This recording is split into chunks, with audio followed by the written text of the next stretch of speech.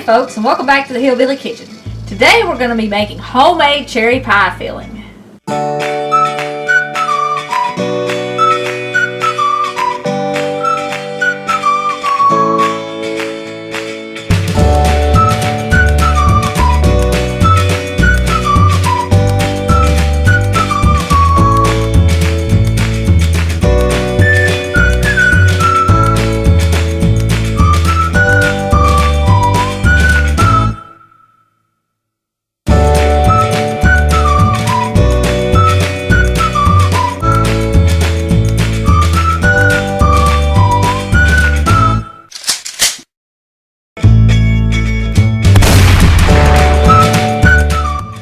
Cherries are in season now, and almost all the cherry recipes call for a can of cherry pie filling. But if you're making a homemade dessert and you use a can of cherry pie filling, almost all of it has high fructose corn syrup in it. And I personally don't want to make a dessert from scratch and then serve everybody high fructose corn syrup. So I got some cherries on sale. They were really cheap, and I'm going to show you how to pit them. I don't have a cherry pitter. You can buy a fancy little cherry pitter and you just pop the pits right out, which is great. A jar and some sort of a stick, a chopstick. This is a wooden skewer that you would use like on the grill or something. I even got it to work with a small steak knife. But you sit your cherry on top of the jar and you have to take your stick and poke really fast. And sometimes it pops right out and sometimes it kind of sticks. But that one popped out pretty easy. And we'll do one more. I'd seen people do it. That one did not pop right out. See, it's stuck in the end. But just pull it off. You're going to get them all over your hands.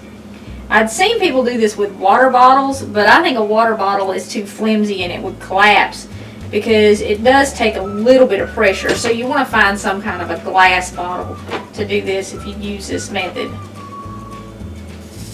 And that's all there is to it.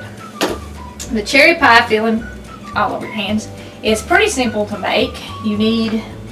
We've got about 5 cups of pitted cherries here, half a cup of water, a quarter of a cup of cornstarch, and you want to put that in your water before you start cooking it.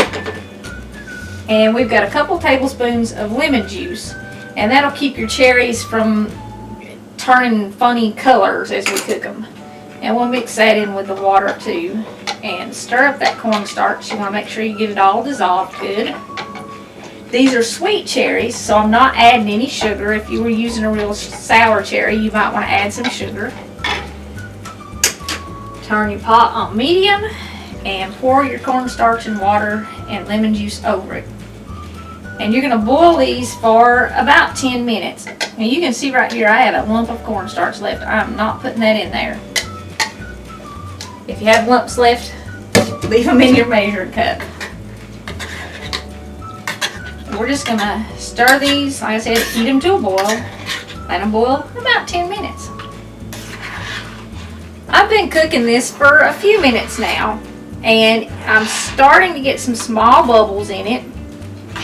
You do want to make sure while you're heating it to a boil that you keep stirring it, because if you don't, your cornstarch will lump up in the bottom of your pot. And you can see that the water and cornstarch and stuff is starting to turn a real pretty pink color. It'll actually get clear like cherry pie filling when we get it boiled enough. I also had to add about another half a cup of water to this because I just wasn't getting enough juice out of my cherries. So it has about a cup of water in it now total.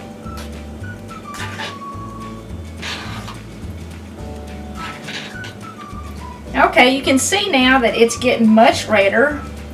We have had it boiling for about 7 or 8 minutes. Maybe go just a little bit more. And you can use this in any recipe that calls for cherry pie filling. And it's all natural, no sugar added. You can certainly make a cherry pie with it. Today, I think what I'm going to do with this is I'm going to chill it And I'm gonna make a pan of fudgy brownies, and I'm gonna top those brownies with these cherries because that just sounds good today. That's literally all there is to it. That's what you want right there. You can see that the liquid part of the pie filling is thick and it's kind of opaque. I said you do have to stir this pretty much the whole time you're cooking it because the cornstarch will lump up on you.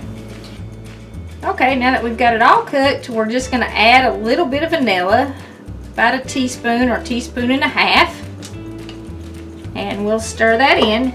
You do want to do it while it's still hot, but you don't want to add your vanilla while you still have it on the heat. So save that vanilla until after you take your pie filling off the heat. I hope you enjoy your homemade cherry pie filling and all your cherry recipes. Thanks for joining us again in the Hillbilly Kitchen, and don't forget to click like and subscribe.